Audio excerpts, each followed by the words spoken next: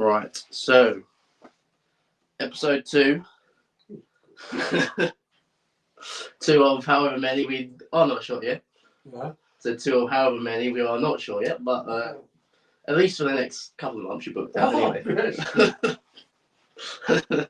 So last week. Dead, nah, you'll be alright. You got a good few years in here. I might wait for a response to that at that point then. So last week it would have been last week now, yeah. We spoke about childhood and just to start things off. So I'm going to continue with that for the first couple of questions, and then I've got some more interesting, more in-depth stuff. Oh, have you? Yeah. So this is going to be... I could say cobbler to you and go. yeah, you just walk out. So the first one we're going to go with is, you mentioned like your where you grew up and things like that. So my first question is, do you remember much of your childhood home, and what are some of your fondest memories in that home?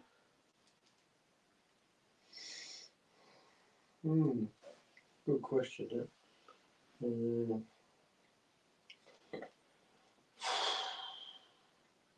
I suppose first home was in Raynham, before we moved to Grays.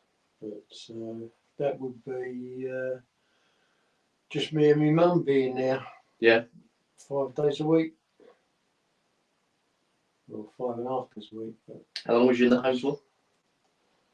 I was about 10 when we moved to Aveley. Yeah. But it was just me and mum and my sister. And the old boy next door with his mum, living with his mum. Mm. And we used to have to make sure the house was clean before Dad come home on a Friday night.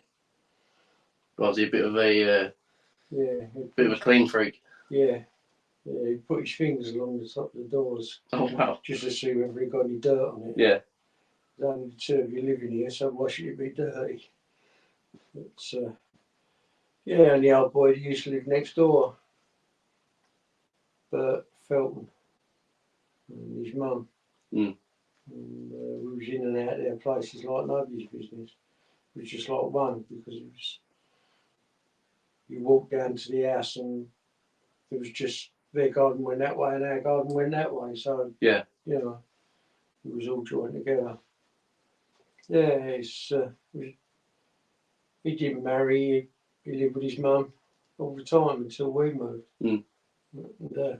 And, yeah, and the kids used to play out in the street with. You know, but you can't do that now, so it's something that you kids won't know anything about.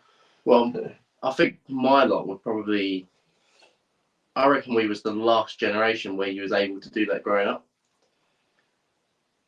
Yeah, but it's, you know, as you are of your age now, you know, you can't do the things that we used to do. Yeah.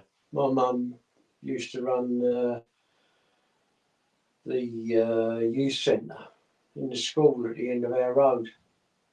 And we finished up with half of the people coming around our house when it finished. Yeah.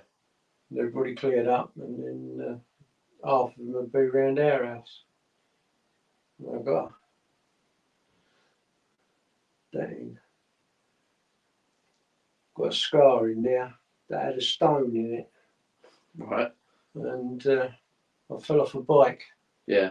And I got a little diamond-shaped stone stuck in there. And I had to ride. I wouldn't go round the doctor's until one of the blokes that used to come round our house come up and took me on his crossbar. Took me up to the doctor's to have this stone pulled out. And that was when the doctors used to do it. Yeah. Didn't take you to the hospital to do things like that. No. Take the stone out, clean it up, bandage it up, and go and play again. Yeah. Just carry on. Yeah. But Mum used to do the teas and cakes and the money wise for the little club. Yeah, was that just down like a community centre sort of thing? Or? It was a school hall. Mm. And you know, they all used to come round and bake and sand with it. The bloke who done that for me. Yeah. He Or the doctor? no, the man whose bike he took me out on. Oh, right, yeah. His crossbar. He used to go out for a ride every Sunday, and he'd finish up bringing eggs, bacon, and get Mum to do fried bread, egg and bacon every Sunday morning. Yeah. Yeah, that was quite interesting for me. Why was it more interesting for you then? Eh? So Well, seeing all the different people. Yeah. You know, and knew that you didn't have to keep the place completely clean. You actually get away with a few things for once. Yeah. I could get, being a little, and they used to take me out. I'd go riding my three-wheel bike, but yeah, it was enjoyable. Yeah. It's just a matter of living your life as best you could. Mm. But nobody had anything, so it was after Made the most of so you had to do whatever you could do. Yeah. It's enjoyed that bit. You mentioned your neighbours. Do you have any funny stories about your neighbours or just people in general down your street that you grew up in? Well, the neighbours, because the lady was an elderly lady, and Bert used to be sort of her era rather than being a young man. Yeah. And so we didn't have much fun, but there is it's upstairs in the drawer, a photograph where we went to London for the day, and I'm sitting on a big plastic horse. Mm. And we used to go out. Everybody in the road. We used to have fun in the road, and it was, as I said on the last one, was everybody would mix, and there was no trouble anywhere. And we used to finish up with down at the Cauliflower Pub. Yeah. The other side of the road was the park. I was going to say, was you down the pub at a young age? All the tables and chairs and that were all bought outside the pub. Mm. And they was all down the pavement, like on the forecourt of the pub, and then down the pavement, and some of them were in the road. And when the weather was nice, and they'd all be sitting out there drinking, and all the kids were playing in the park. But can't do that nowadays. No, you'd have the police coming around and telling you you've got to get out. Yeah. Go back out of the road. Yeah. Pub. Yeah. How was the pint back then? I don't know. I didn't drink then.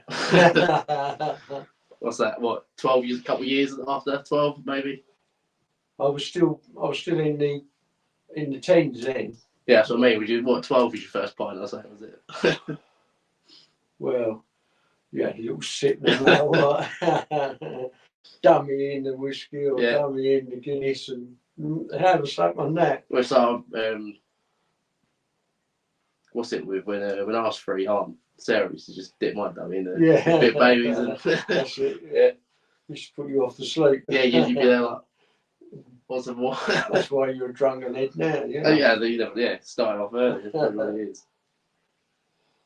But so did you get away with a lot of stuff? Like when you were just kicking about out and around and causing chaos and. No, you didn't used to get away with things, but all the parents would know who you was. Like when we first moved into here, and we had the kids, we had your mum and Andy.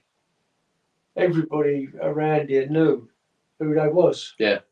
And if you was in trouble, you was in trouble. Mm. If you wanted to, you know, a drink or anything, you could go and knock on somebody's door and say, "Can I have a drink?" Yeah. You know, there was no sort of, "Oh, go away," sort of thing. I don't want to know you. Yeah. It was everybody used to mix. Unfortunately, it doesn't happen so much now. That's what I mean.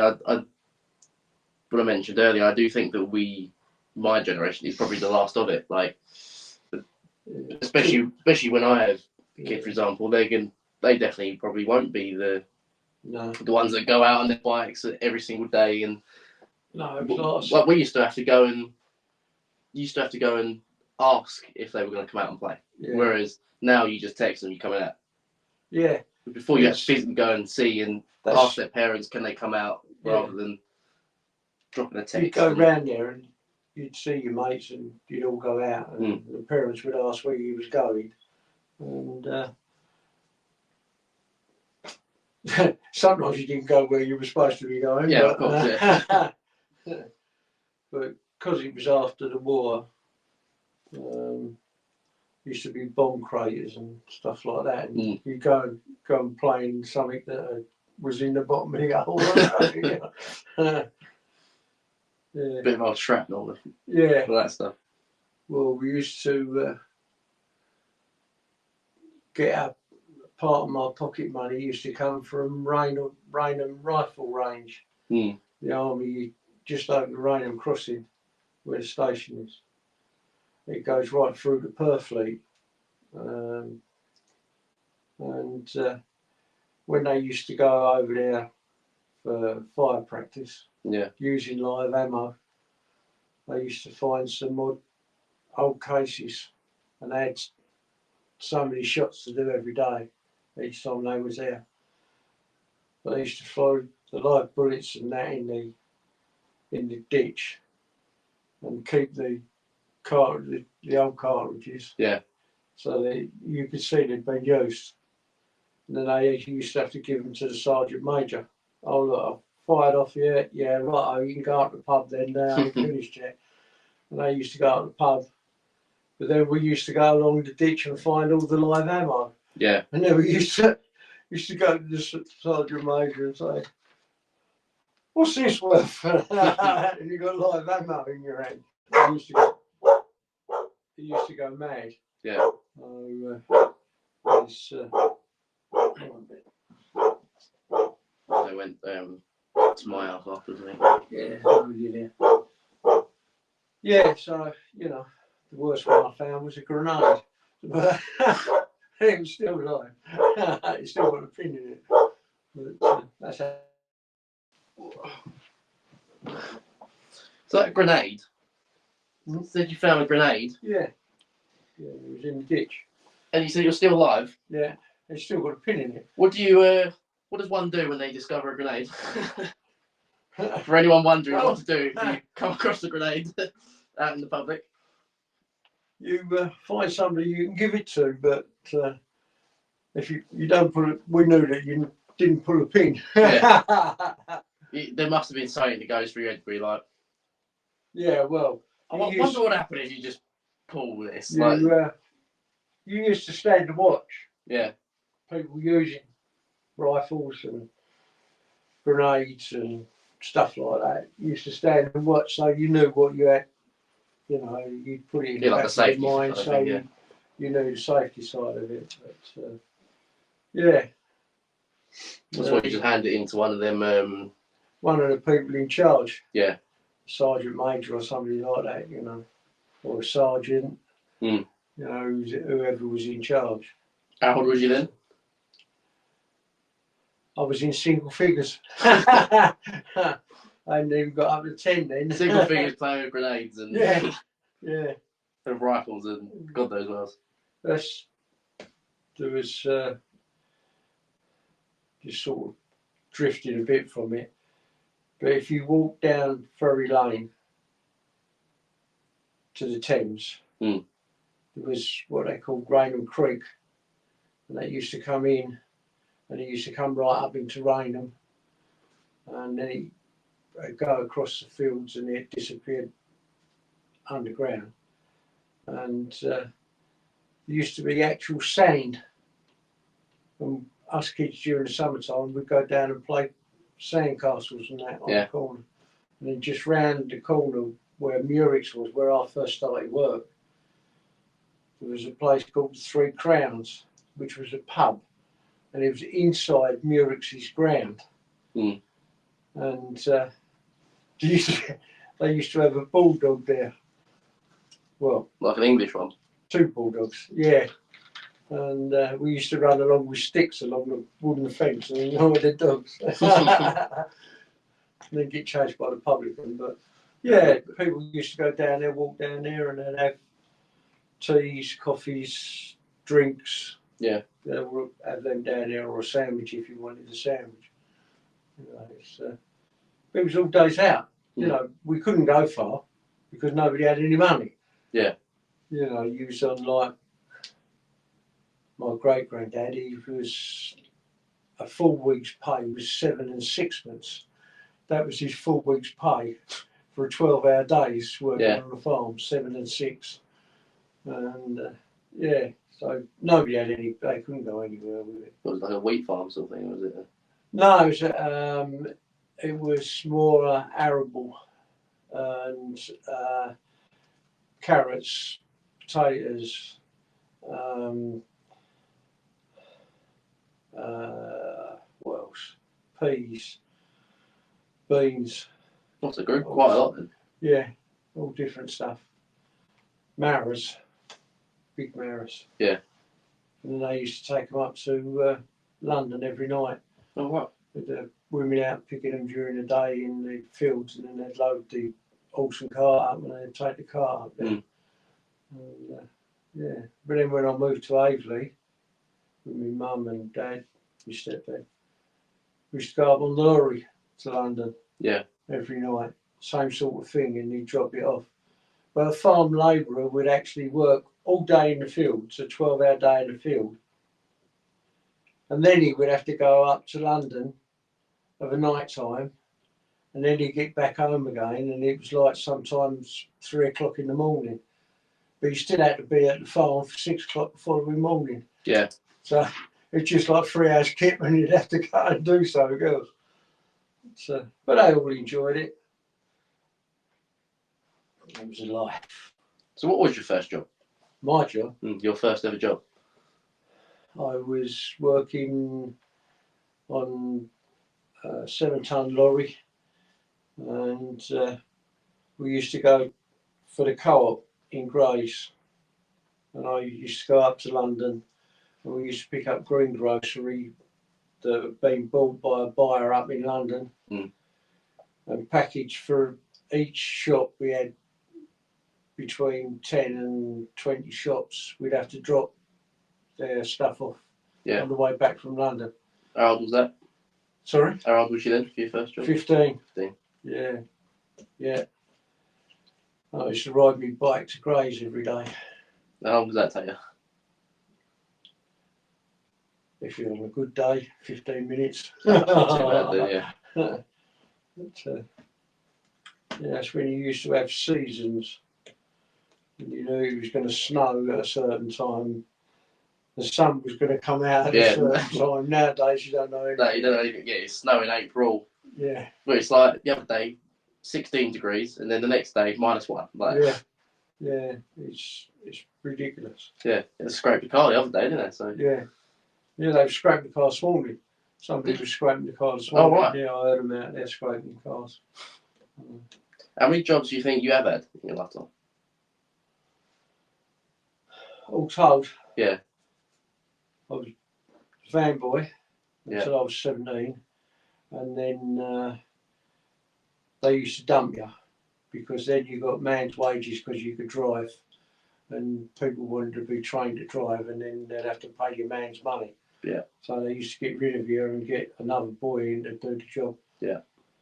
So that was my first one.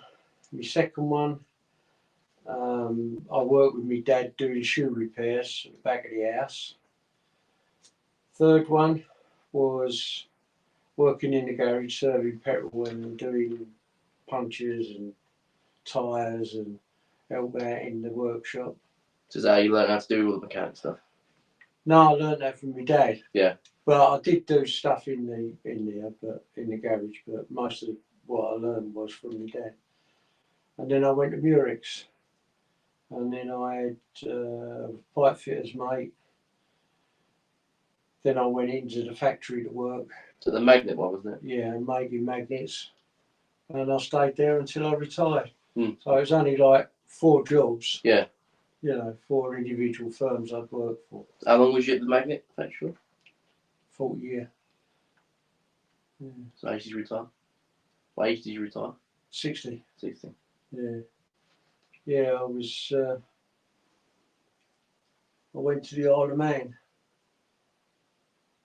Motorcycle racing Mm.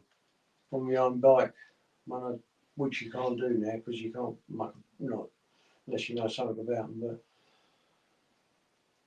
done the frame and put racing seat on it, racing tank, and clip-on handlebars, and the engine was tuned up. And I went to the Isle of Man after an argument with the management, and I left the garage. They wanted each individual area. What was this when you was at the... When I was at the garage. Yeah. The forecourt had to be separate, and only one person out of the people that were working on the forecourt could be off at a time. Same with the office staff, and the same with the workshop. But the office staff, the man and the woman that worked in there were husband and wife, and they decided they was going on holiday together. Yeah. Said, well, you can't do it. One of you's got to stay here because you made the arrangements, not us. And the Friday, they said I couldn't have it, so all right. And then it come to the Friday before I was going on holiday, and they were going on holiday at the same time.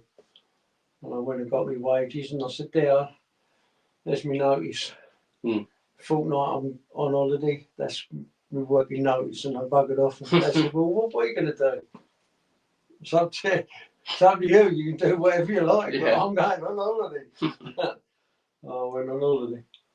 Good time was had by all. Yeah. What bike did you have for it? I had a 250 Cotton at the time, but the engine I got from, I always remember it, I don't know why, because I'm bad with names, I can't remember people's names.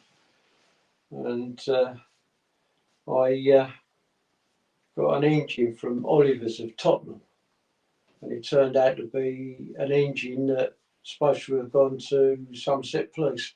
Right. For one of their bikes. Yeah. And the bloke sold it to me. And I put that in, and it used to go like stink. What cc was it? 250. Yeah. Well, I never did pass my motorbike test. But you still haven't to this day? No. Just never got pulled? I did get pulled actually on the way to the Isle of Man. Oh, right. The cop was in the village, knew who I was, Yeah. And I had a provisional licence. But I was going down the M1 and down to Liverpool to catch the ferry across the Isle of Man. And there was a 750 Norton, well 750 top half, 650 bottom. So it had low down speed, but it also had grunt at the top. There was an aerial arrow, an AJS, and my Cotton. And 3 out of 4 of us had gone. They shouldn't have been on there because you're not allowed on the motorway with L plates. Yeah. So we just took them off. And all of a sudden there was a big screech alongside us. Because I was supposed to be running my engine in. And so I was only doing 60, just cruising. There was a big screech, and the cop's car pulled up alongside us. Move over. I had to stop. And cop got out the passenger side and come over and said, where are you going? So, the agreement was that nobody would stop. If one of us got pulled over, none of the others would stop. Yeah. They'd just keep going until the next stop, next calf. And then we'd all meet up there. if you could. And he pulled me over and he said, your rear light's gone out. Well, I'd only had it MOT'd that morning, the bike, and boy, the bulb was a little bit loose. Screwed the bulb in tighter, and the cop said it was all right, and then all of a sudden there was a big bang, and we thought somebody had hit the police car. But it turned out to be the policeman was getting out of the car, and he slammed the door. Mm. Where's your licence?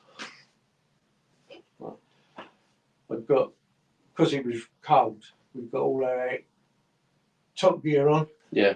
And my licence was in my back pocket of my jeans. And he said, want to see it? Oh, Christ, hang on. You're buggered. So I leant the bike against my legs and undone my belts and Christ, I got the licence out and I gave it to him. Well, I'd already got a car licence. And I've still got the old red licence that it was in upstairs. And the provisional licence for the motorcycle was in the back. He opened up the front and read it and gave it back to me and said, that's all right, I'll be watching for you when you come back. But he never looked in the back of the licence, which he would have realised I shouldn't be on the motorway. So you got lucky? Yeah, I got lucky. And I'll still come back down the motorway when we come back from the Isle of Man. So you weren't looking out for you? Nah. Yeah. So with the Isle of Man, how did you go on the route that they do for the TT? Yeah, we ran it all. Mm. Yeah. Can you describe what it's like and kind of like the thrill you get? Because it's described as the most dangerous bike race in the world, and they have more deaths than time it's been going on for. So for people to actually do it is. It is the main thing that causes the problems is the fact that you've got stone walls, which are like pieces of flint in places, but they're on the edge of the road. Mm. They're on where the footpath is. They're right on there. So if you come off a place where there's no straw bales to protect you, so they put straw bales around all the danger points. What they consider. Straw bale isn't going to do much. 200 though, is it really? Yeah, but it does. Right. It does, because it's got you got straw bales and then you've got plastic over the top of it. So when you hit it, it just bursts the bale. Right. All the impact is taken by the idea is all the impact is taken by the bale. And but if you do it somewhere else, you know, you might be sort of 160, 170 miles an hour, and you come off and you hit that. Yes. It's not so bad, but if you do it where there's no baling, you don't stand much chance at all. Or a cliff or something like that. Yeah. There was one bloke, he still rides now.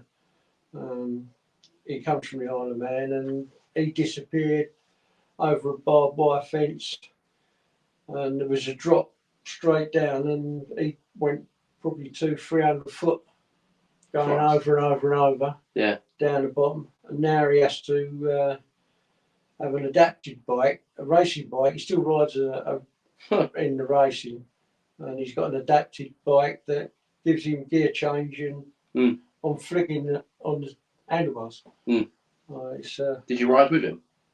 No. But where I stayed in the Isle of Man, if anybody goes to the Isle of Man, if you're still like it was when back in the 60s when I went, the people are so polite and so enjoyable with motorcyclists that it's unbelievable.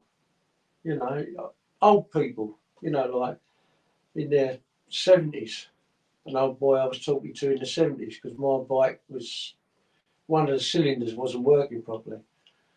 And I pulled over and the old boy come over and he said, well, what's the matter, mate? He said, it don't sound right. So I said, no.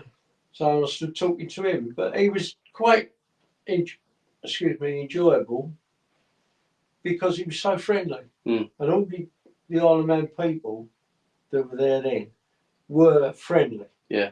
You know, you never had any trouble with them, but I was in a bed and breakfast, and there should have been 4 of us going into the room that I was in, and 3 of them backed out before we went, so I still went with my other mates, and the lady in there, she said, well, could we come to some sort of agreement? You've got 4 beds and there's only you in there, but if you move into somewhere else, she said, then I can let 4 beds out, where I can't let the room out while you're still in there. And I finished up in the bathroom behind the kitchen on top of the bath. They boarded it all out. And the lady her daughter used to sleep in there, and they used to get up in the morning and do the cooking, so that all the other people didn't get woke while I was doing it. And I went in there, and I used to get sandwiches handed to me. They served breakfast in the morning, bed and breakfast. So in the morning, an evening meal. I used to get that free. I used to get sandwiches free. And when I come away, they gave me 10 bob. In old money, it was a lot of money then.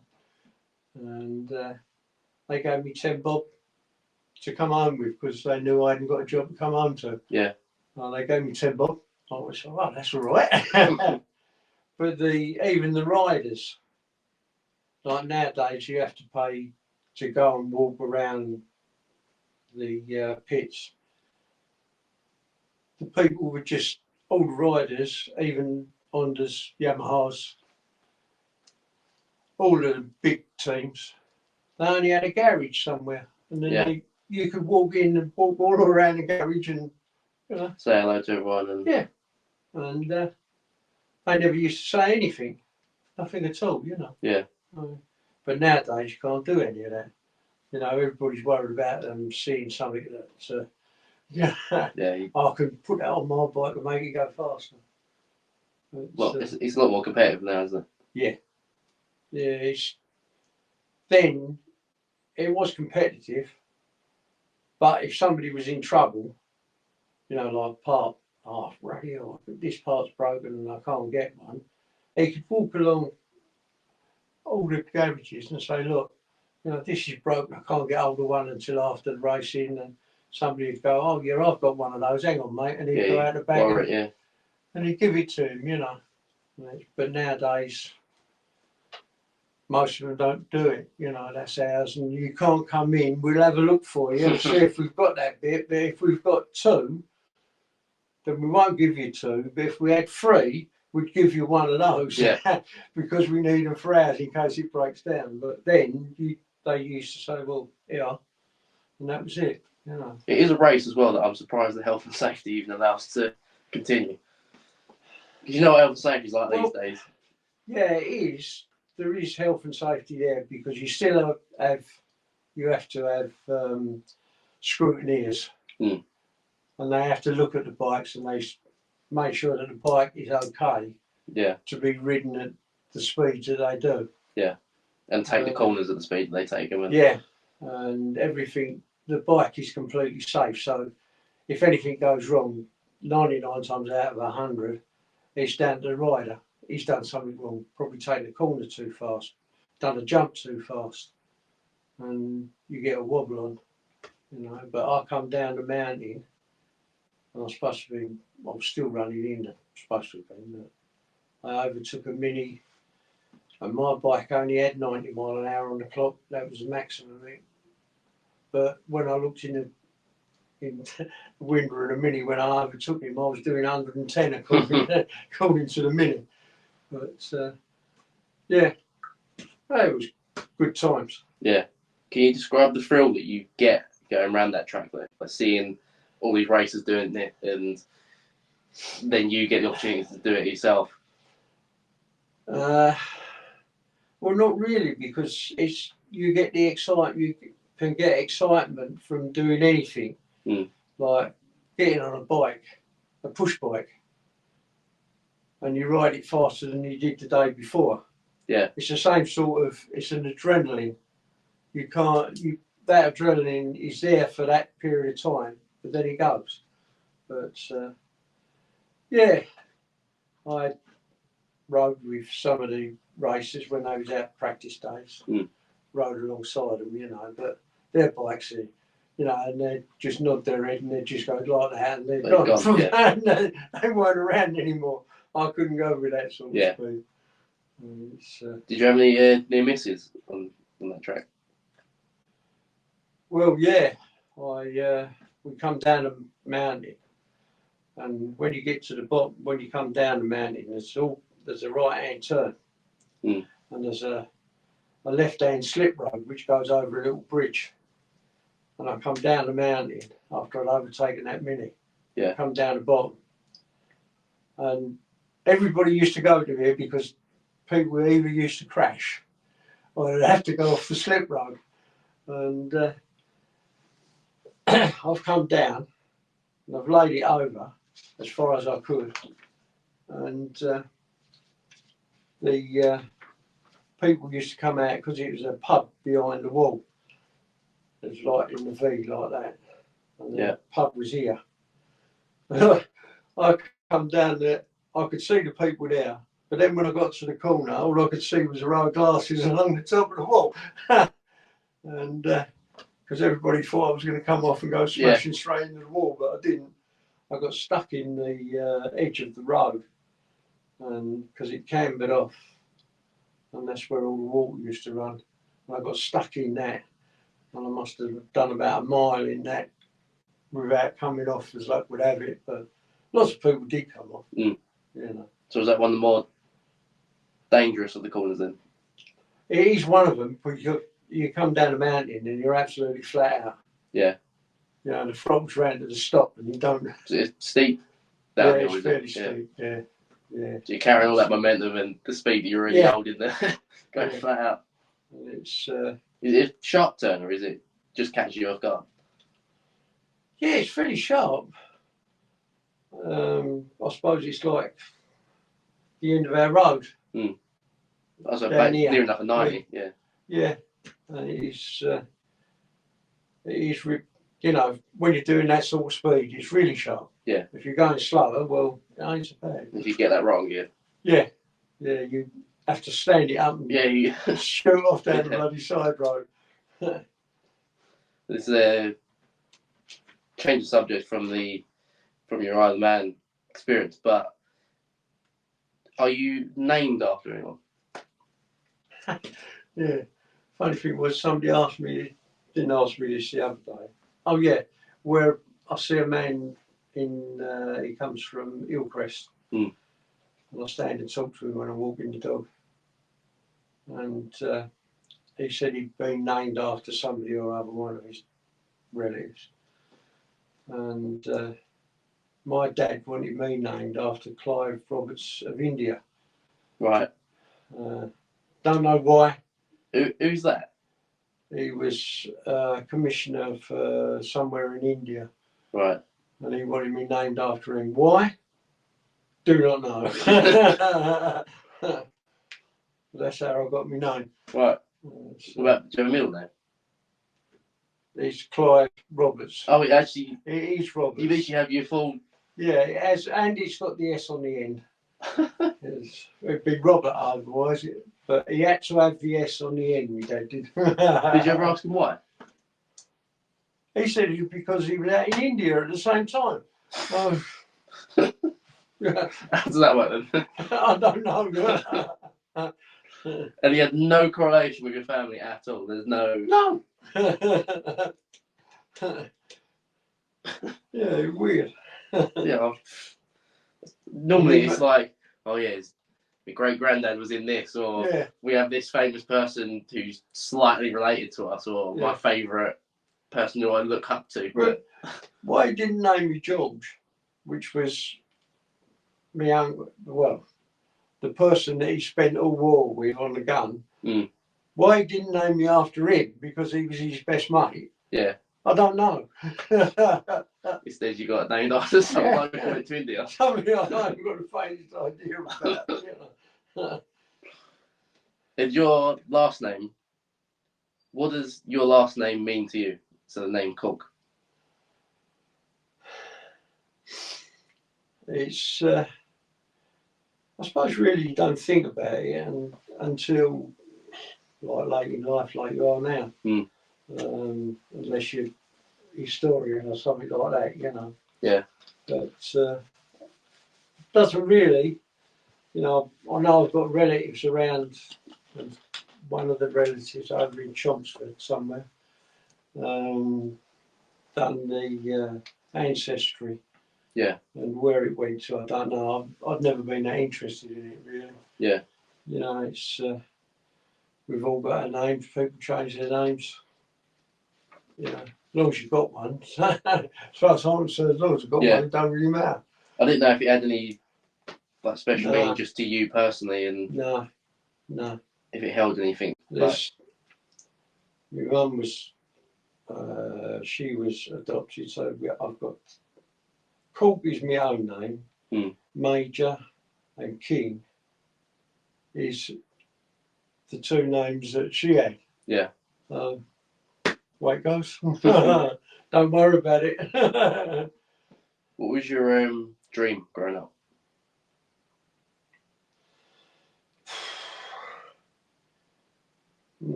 I suppose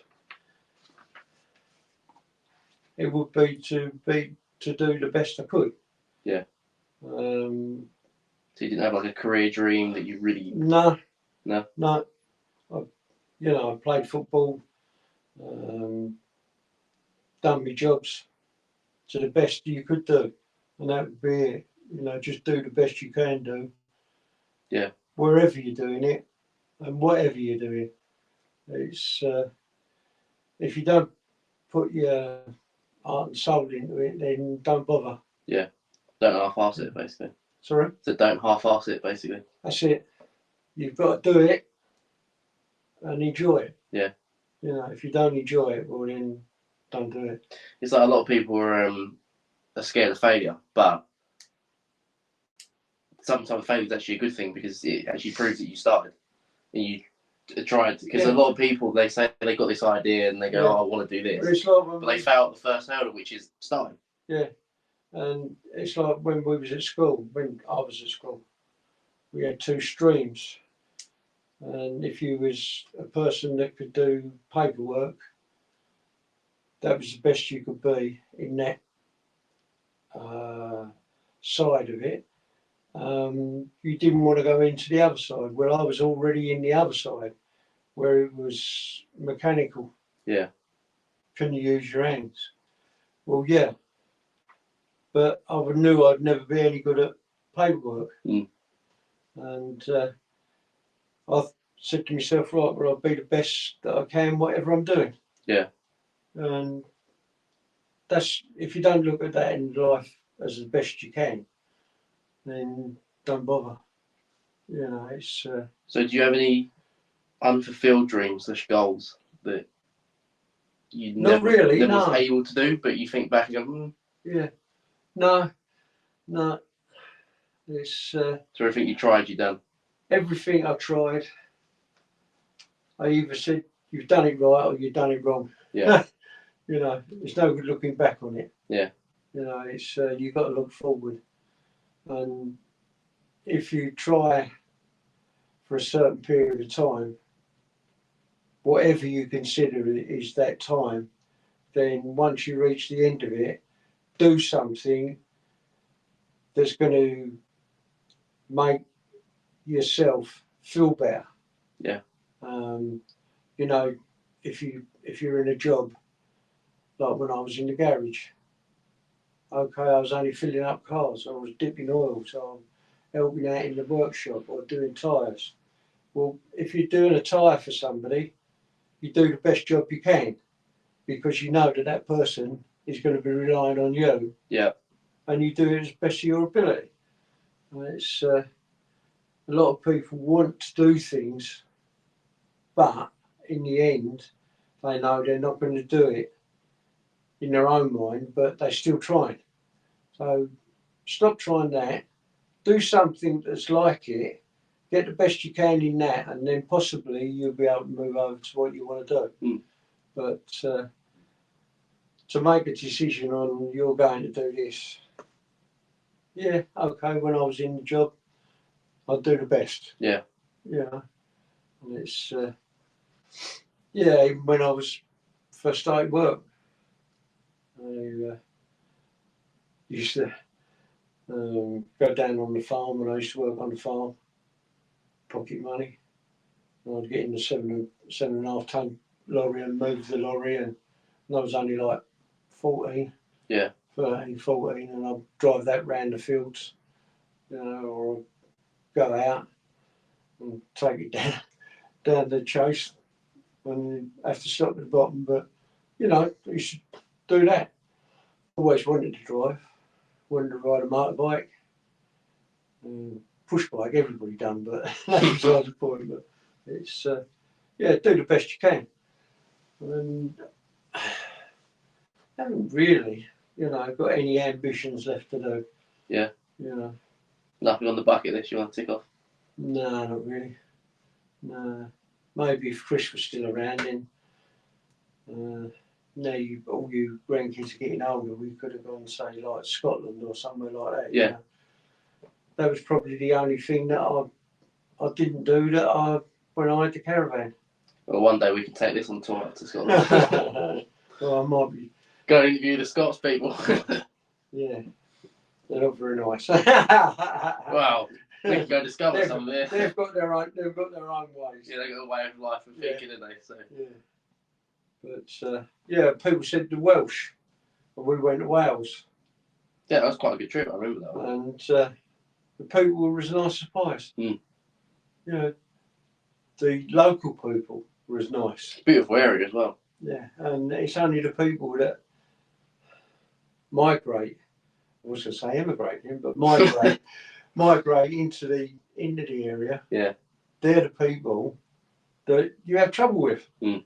The locals, 90% of them, you have no trouble with them. Yeah.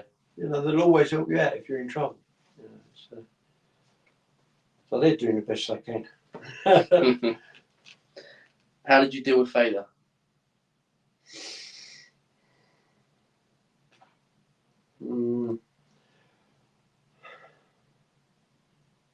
I suppose that's not a straightforward question. No, it's quite.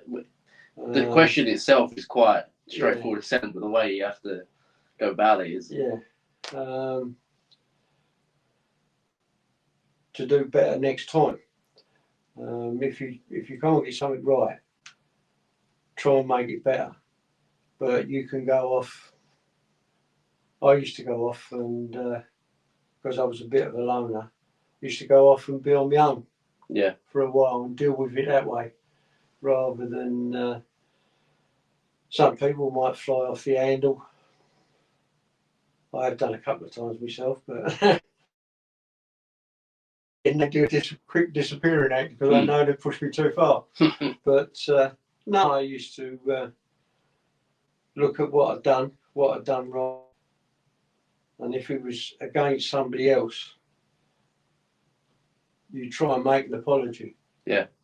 Of some sort. Like when I was knocked the gearbox over in the shed, and I threw a £4 club hammer around it at the side wall and nearly hit me dead. I had to go and apologise to him for that. But yeah, you try and, you know, for me it was go off, calm down, do whatever you want to do, and then come back and if you could do it better. Yeah. If not, find somebody who could do it for you. You know, which normally was my dad. It's just all a learning curve. Yeah. Yeah. So would you say you're a pessimist or an optimist? And has that changed as you got older? I would say both. Because it's like being good and bad. It's the same thing, isn't it? Yeah. You know, if you don't have the bad, you don't have the good. Yeah, it's a bit like we mentioned in the first episode. Because if you don't have both, then you'll never find what your place is in the middle. Yeah, they complement each other well. Yeah, try to. Yeah, because you'll never do it all the time. It'll only be trial and error. Yeah, you can't be overly one or the other. No, because if you think you're that good, you aren't. If you think you're that bad, then make yourself better. Yeah. You know, if you don't see both sides, try and see both sides of the coin, then forget it. But did that change as you got older though? Like, did you look at it really more one way than the other when you were younger? No, it's it just seems more serious as you get older. Yeah. It's not that, But is that because people make it more serious they can do, than it should be? They can do. Yeah. They can make it more serious than what you want it to be. Where if you was to just say, "Oh, hang on a minute, let me look into that," Yeah, and stop it, then it calms down, and then you can go back and you're there together. It's but if you just carry on the bad side, you'll get worse. If it's on good side, you'll think you're the bee's knees, but you ain't. no. Everybody makes a mistake, no matter who it is. Yeah, no one's perfect, are they? No. But no one's perfect, but it's just about accepting the imperfections in that person. That's right. Yeah. That actually makes them perfect in their own little sort of way. Yeah. What makes them not perfect is what makes them perfect. That makes sense. That's it. Yeah. Or nearly perfect. Yeah. Well, yeah. But everyone has them people in their own eyes where they go, "Oh, they are just perfect." Do you know what I mean? Like a lot of time, especially when it comes to things like love, for example, people put some people on such a high pedestal that it can create a bit of turmoil, really. If you put it too high. It's me and Nan. We was like the old set, like Nan's mum and dad. We done the same thing that they done, like my mum and dad did. You had set places, and like the man would go out to work, and the mum would be at home doing all the bits at home. Yeah, quite traditional sort of. Yeah, traditional type thing.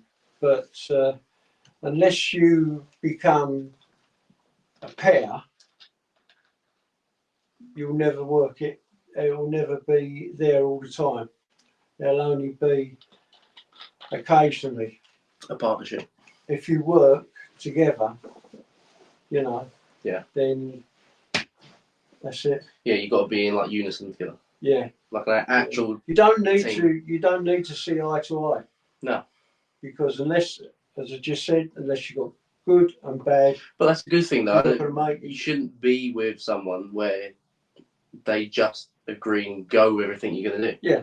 You shouldn't say, "Oh, I'm going to do this," and they're like, "Yeah." When you go back to the Victorian days, that's what it was like. The man went out to work, and the wife stayed at home. Yeah. Done the housework, looked after the kids, and that was it. Yeah. That's all you done, But then, as over the years, it slowly got, in my eyes, better because people are doing well. Now it's starting to go back again, where it's just two people living in together. They're not sort of do this and do that, They're almost like housemates rather than actual partners. Yeah, you're right there. Yeah, but if you can, you're never going to see eye to eye all the time. No, you've got to have your own opinions on things. You can't just almost be a yes man. That's it. You can't just always big the person up. That's it.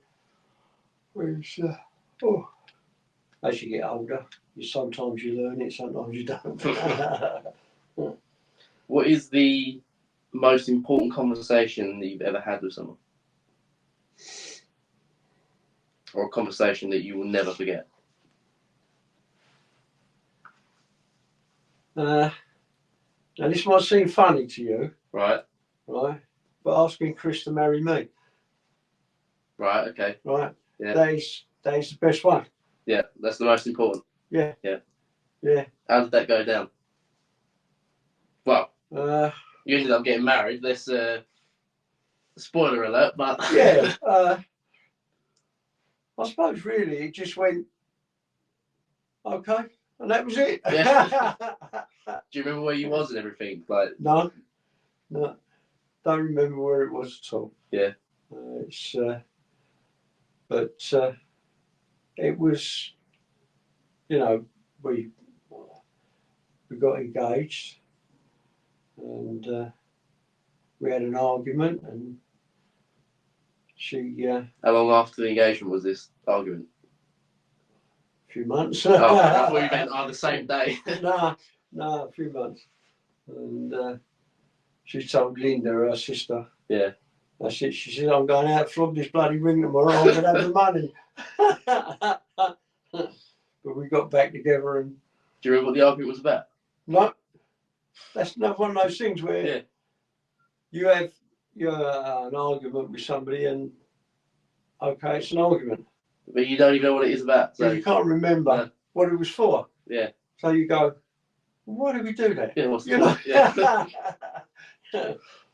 It's, but my mum, if her and my dad, my stepdad, if they had an argument, my mum would be like the Victorians were. She'd just take it. Hmm. You know, she wouldn't say anything back. Yeah, she wouldn't give her anything back. But well, yeah. Nan was very outspoken. Yes, yeah, she was. So that's the thing. You having that argument, and they're saying you'll flog the ring.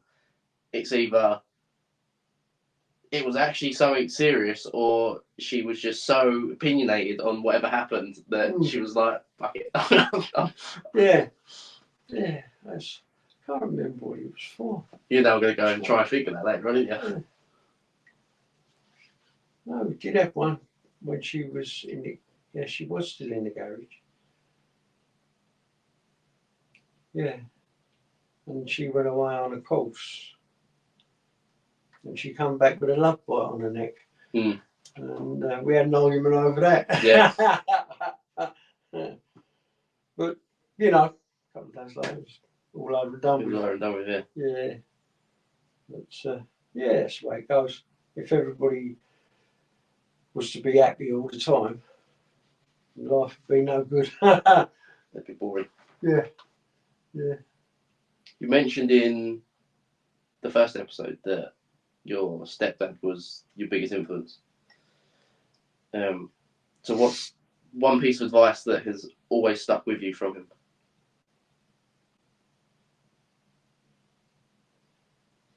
Really, what we've already been talking about. Do the best at whatever you try. Yeah. You know, don't let it get you down. Yeah, so that was something that he kind of Yeah, everything he done, you know, like he was, he used to ride a little motorbike. Well, you've seen these little kiddies bikes about that high. He used like to the have, mini motor ones. Yeah, right. Well, he had an ex parachute motorbike, which they used to throw out of an aeroplane after a bloke had jumped out, and then throw it out. And he used to ride it from Aveley to Chelmsford every day, there and back. Did they chuck him out of the aeroplane as well? They should have done. And he finished up with packing it in because what, jumping out of aeroplanes or? Nah, going along the A12, and he looked to the side of him, and all he could see was the centre of a big tanker's wheel. He couldn't see the top of the wheel because he was so low down. He could only see the centre.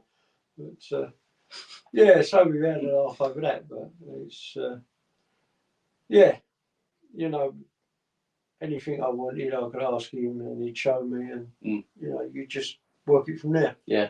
You know, it's a good time. Yeah. Is there a time where you stood up for something that you believed in, even though it might have been different to everyone else's opinion, or what everyone else was standing for? I suppose there has been, but I tend to forget them. Yeah. I don't leave them. because otherwise you might transfer that to somebody else and it's got nothing to do with them. And so I tend to try and forget them and just move on. Is there anyone that you were close with and fell out with that you wish never happened? No, not really. I don't suppose there is. Well, there isn't anyone that you fell out with, or there isn't anyone that you wish never fell out with? No, the only one really that I would like to have kept in touch with, but I haven't, was my best man. Because we'd done quite a bit together, and his mum, I stayed with her for quite a while. I had to go into hospital to have a wound removed. Yeah. And I stayed over in Kent with them for quite a long time. And my uncle used to go out in his lorry. He used to have a big lorry, a big 12-wheeler lorry, rigid. And he used to go around Kent and pick up apples, pears, stuff like that, and take them up to London every night. Yeah. And I used to go with him, and the engine was inside the cab, and we used to lay on top of the engine. But my cousin, I was his best man. So your best man was your cousin, you said? And he was my best man. And yeah, I'd go over to my aunt's, and she used to do a lot of charity work. And Christmas time, we used to go over there, and we used to take out bottles of spirit, normally rhubarb wine, and a cake, a little small Christmas cake, because she used to be a good cook. And used to deliver them to the old people round where they lived. But if you shook it, the bag while he was carrying it, the rhubarb wine would explode and the coke would fly out of it. And by the time you got there, all you had was like 12 bottles, half empty. I'll have to go back and get some more. But yeah. Was there a reason why you two just... He married a German girl. He was in the army. And he married a German girl, and he's lived in Germany all his life. Oh, so it wasn't like he had a falling out or anything? No, it was just the fact that we just sort of grew apart, should we say. Yeah. You know, but yeah, nobody else really, as I say, mainly because I was a loner. Found it hard to make friends when I was at school, because you've seen me photograph with when I was at senior school with all the frayed collars and frayed cuffs on my jacket and pens in my top pocket. And kids then were really rotten. But they still are. Yeah. That's just kids for you though, isn't it, really? Yeah. So I used to play with people, you know, and but never really got close to anybody, you know, until about then. You know, Chris, and then we become close. Yeah. How do you deal with like that loss of a friend / like with you said with your best man and not being in contact? How do you deal with that?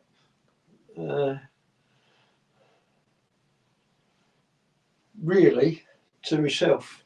Keep to myself for a while, and then once I've got over it, then I'll go back to normal. But don't take it out on anybody else if I can help it. Yeah. I just walk off, you know, and not say too much, and then come back and carry on. Yeah. You know, it goes inwardly. It doesn't show outwardly. Yeah. You show it inwardly. So this is a follow-on question. It's similar to that question I asked, but is there anyone that you loved spending time with that you wish you spent more time with? And that could be with anyone in your past. And obviously, you mentioned your best man, but is there anyone?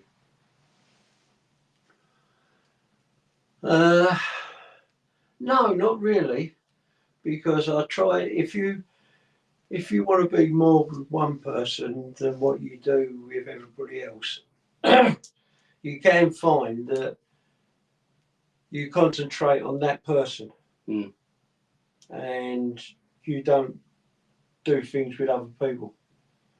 Like when we used to have Christmases and, you know, me and Ma, we'd go and get all the food ready and do the washing up and get drinks for everybody, cups of tea or spirits or something, you know.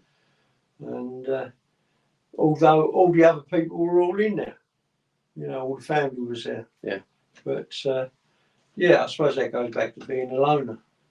You know, that you try to be friends with everybody and enemies with none. Yeah. But it don't always work that way. You mentioned shouldn't focus on just one person. But how does that translate into a relationship? Because obviously you meant to. Yeah, this isn't a relationship of like me and your nan. Yeah, I know, but I mean, like for people out there who are not even really struggling, but how do you deal with like focusing on that one person whilst also trying to diversify and spend with others? Yeah. You know what some people like, they just go there and then end up losing friends, don't they?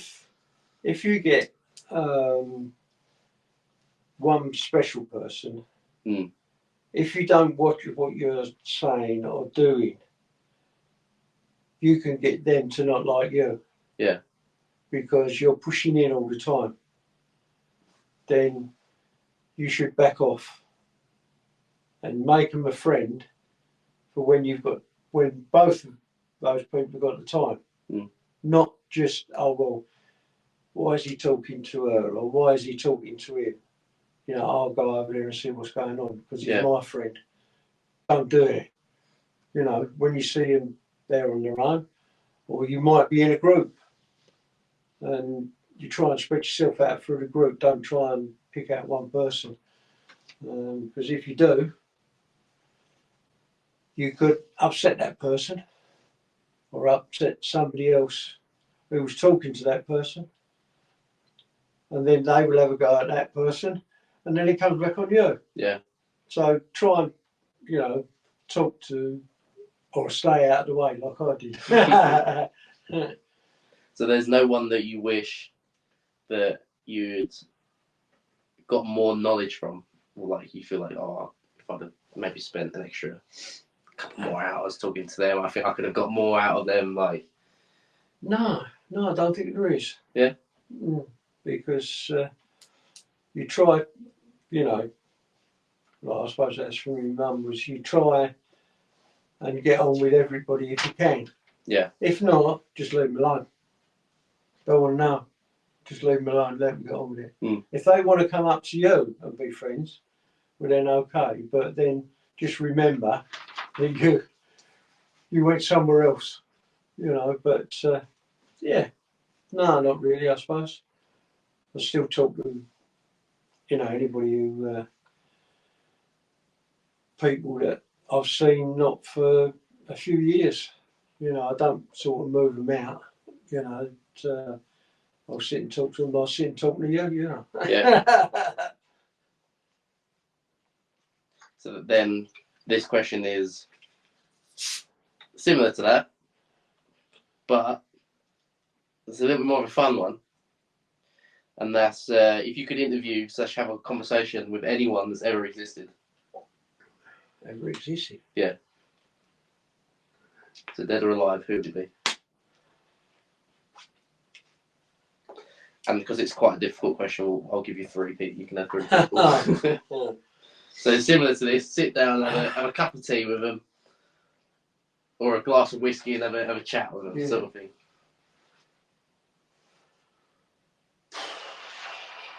It could be anyone in history.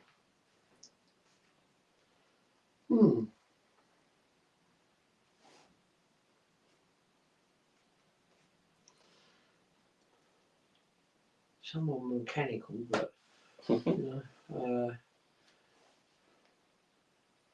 suppose really I'd want to talk to everybody in small amounts till I found somebody.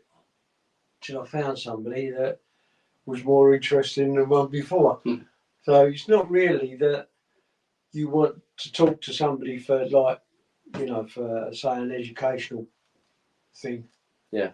I'd rather pick the brains of lots of people rather than just saying one. That's what I gave you free. Yeah. So you know, different things you've done. Yeah. Different things you want to do, if you want to do them. Then it would be people that could show you something. Yeah. But it doesn't really matter to me who it is, because everybody has got something that you would like to try. Not to do, but to try. Everybody does it, you know. And as far as I'm concerned, that question there is, you don't worry about the three. I would rather talk to 10, yeah, rather than just 1, 2 or 3. Yeah. Because it's their view that you've got and not anybody else's. You know, it's like me, I an uncle Bobby used to work for Barters, and you know, I could talk to him about football, cricket, rugby, tennis, because he used to be a sports person. But did I really want to know what I was asking him? Maybe, and maybe not. Yeah. But at that time, I would like, you could talk to him, you know. And the way that I've looked at it is everybody has got something. You know, even your dad, I suppose. But sometime or other, there is something that is sensible. But yeah, no, I wouldn't want to talk to just one person like Marconi or somebody like that, you know. Yeah. Because, okay, he done more than one thing. Done more than one thing. But if you ask him a question, like say about wirelesses, then he would tell you all about the wireless. Yeah. And you've only got his view on it. But there was lots of people doing it. So everyone's got a story to tell. Yeah. Yeah, everybody has. And if you take a piece from everybody's story and build your life looking at all the aspects of the people that you've seen over the years, yeah, then that's about, as far as I'm concerned, is about the best life you can get. It's a bit like when I mentioned last episode about people's like social skills. I do think if you ask the right questions to anyone, you can get a lot of information. Yes. Even if it's 5 questions, you ask them right 5 questions, you can get a lot, or find out a lot about an individual. And if you go and ask another person the same 5 questions, you get a completely different answer. doing the same thing. Yeah. Then they'll have a different outlook on it. Yeah. So you take what that one said and what this one said and put the two together, and you come up with what you can do. Yeah. You know, it's like when I was at work and I was training somebody, I'd show them what other people had shown me. There might be 6 people all doing it different ways. But at the end of the day, it finishes up the right way. Yeah. But they might not be doing it the way that you showed them first off. Yeah. And that's what I mean by you take what you're looking at that time, that person. And then the next person you'd ask the same question to, they'll give you a slightly different answer. And then the next person, you could ask 12 people in the line. And if they all done the same thing, there would be one safety aspect running right through it. Yeah. But they'd all be doing it different ways. You know, which to me, I'd rather talk to lots of different people than what I would talking to maybe one. But somebody like a racing driver, why do they do it?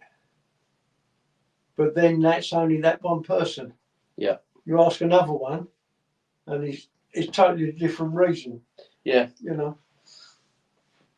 But it's like with, for example, some sports, some people will go, I wanted to do it. Some people obviously just born who are already wealthy, they might just go up to do it for the love of the sport. Some people who aren't wealthy will go, well, I've done it to get my family out of poverty. Do you know what I mean? Yeah. But then they fell into the love of the sport. So yeah, it's true. Everyone has different views on the world, everyone has different opinions and Yeah. different ways of life and backgrounds and cultures and And it's the same as now looking at Trump and Putin. And basically, by the looks of it, want to split the world in half.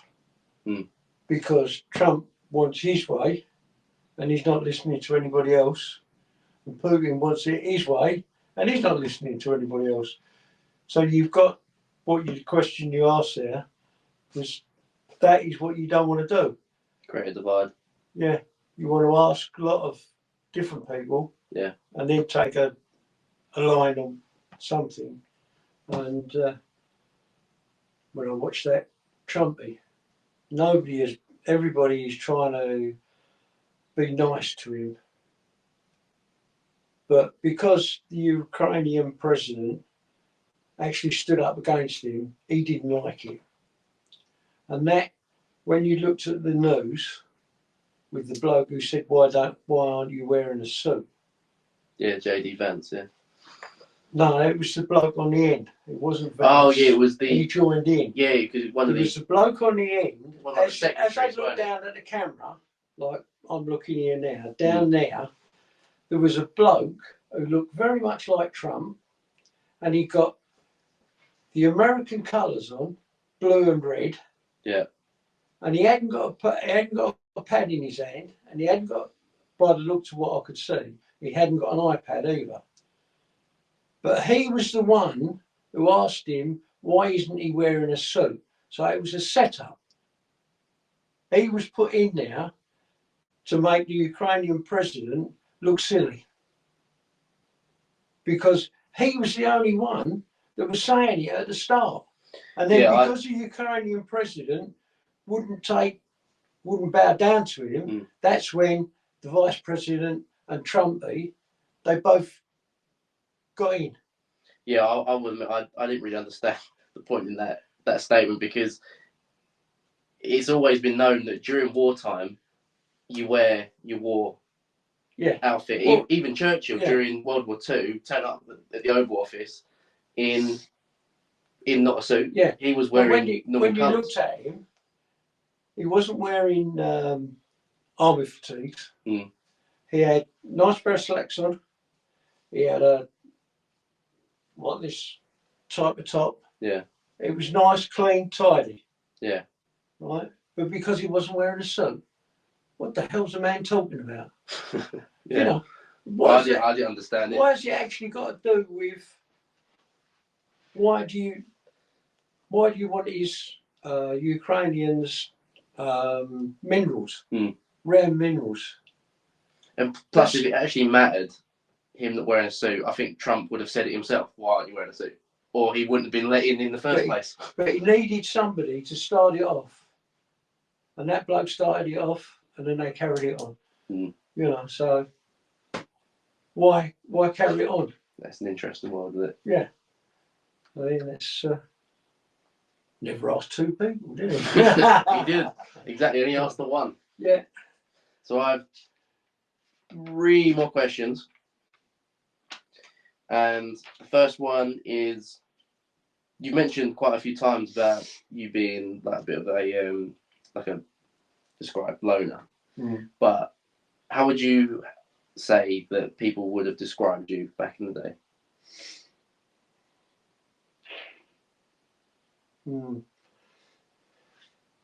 If it was my mum, I was a lovely little boy. That's just every mum for you, though, isn't it? Yeah, but I suppose really can't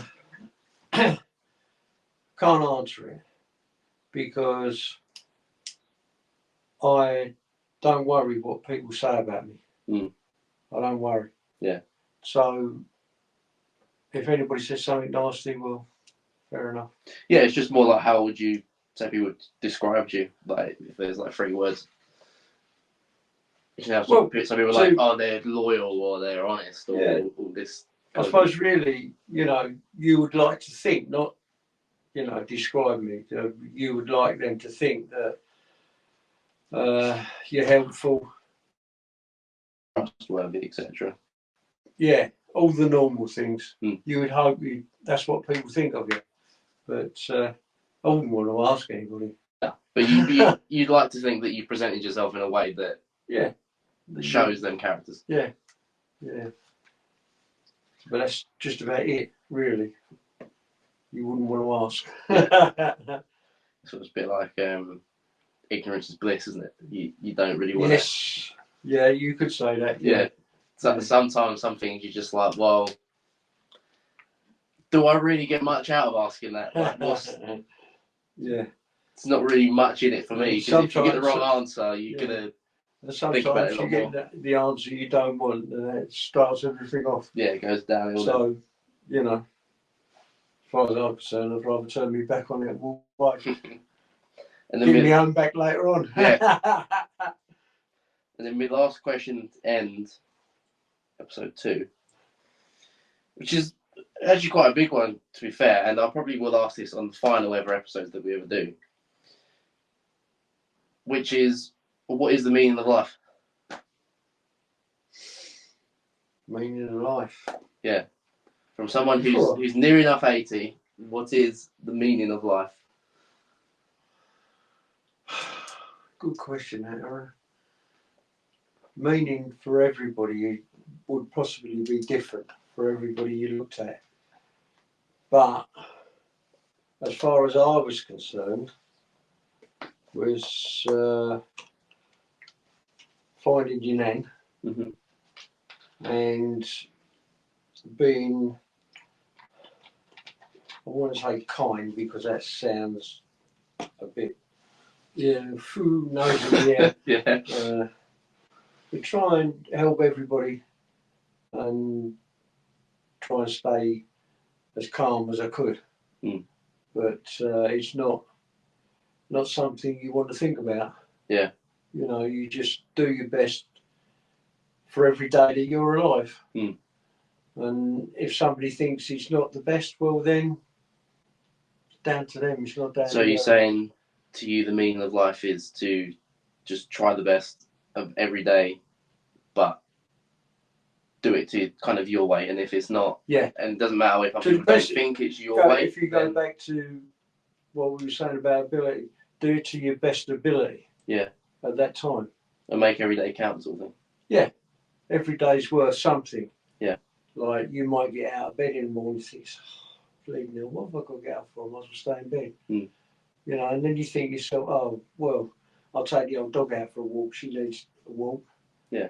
And you do something that you feel better. Yeah. Please somebody. Like you coming in and saying you want to go to have an X-ray done. Yeah. Me not knowing anything about it. So yeah, you know, I might have thought, well, what bloody hell's the matter? Why couldn't you have asked me yesterday? But you don't say it. Yeah. You just let it go over your head and carry on. Yeah. You know, just do everything you can to help everybody out. Yeah. You know, and if they don't like it, not your fault. You try to do your best. Yeah. If the other person doesn't like it, and you're not going to please everyone in life. No. And you never will. Yeah, you can't. And that's try and please everyone either. You'll end up doing harm to yourself more than anything. Yeah, and that's what I said to you about with people sending texts and such forth. You can type it out and you can send it, but unless you actually see that person and see the look on their face when they read it, you're not going to know whether you said good or bad. And I'd rather talk to somebody. That's why I've got this silly little far-ass phone. Yeah. Somebody's got to talk to me, or I've got to talk to them. Yeah. And if you say something, it'll either go quiet, or somebody will give you an answer you don't want. But it's communication. Yeah. And if you haven't, you know, you can't talk to people or something like that, well, fair enough. You can't do it. You know, and it's one that going back a bit to where I was training people. Once I'd shown them what to do, I would never walk around with them. I would always Give them the trust. put myself in a position where I can see what they're doing, and if they make a mistake, I can pull them on it. Yeah. But not be there right behind them, because if you're right behind somebody, or you're in a group and you're talking, then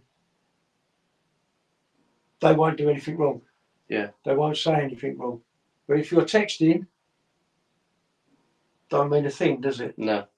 You just type it out and that's it. Yeah, it's words. But sometimes words are incorrect. Yeah, and they can mean a lot. Yeah. Yeah. People do forget that sometimes. They can actually mean a lot. Yeah. It's everything. And in it. But then, there we have it. That will be episode 2. Pleasure of always, Grandad. That's all right, mate. On to, you got a couple of days yet until we record episode 3. Oh, see how it goes. See how it goes, yeah. Or I might come over and surprise you and record before the normal plan. But yeah, there's just said to you when you first started is things can change day by day.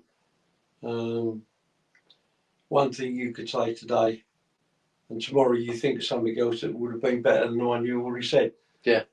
You know, so whatever you get on tape, then that is what happens and what you're thinking about on that day and that time. Yeah, well, it's a bit like with my questions. Like sometimes I that's why I bring a notebook and pen with me now. So I'll be here sometimes and then just quickly scribble something. The question, I'm like, well, this is good. Let's keep this. And that's why a lot of my questions, I don't structure them going, I'm going to ask this time and then this next and that next. I'd rather just jolt down 4 or 5 different topics and then try and merge them together and try and fit them in, if that makes sense. Yeah. There's communication, isn't it? Yeah. It's, you know, if you see it's going wrong on one sort of question, then you can always ask another You can one. divert into that, yeah. Yeah. And you can always come back and reverse back into it. Yeah. So, right, I'll let you get on with the rest of your day. Or evening.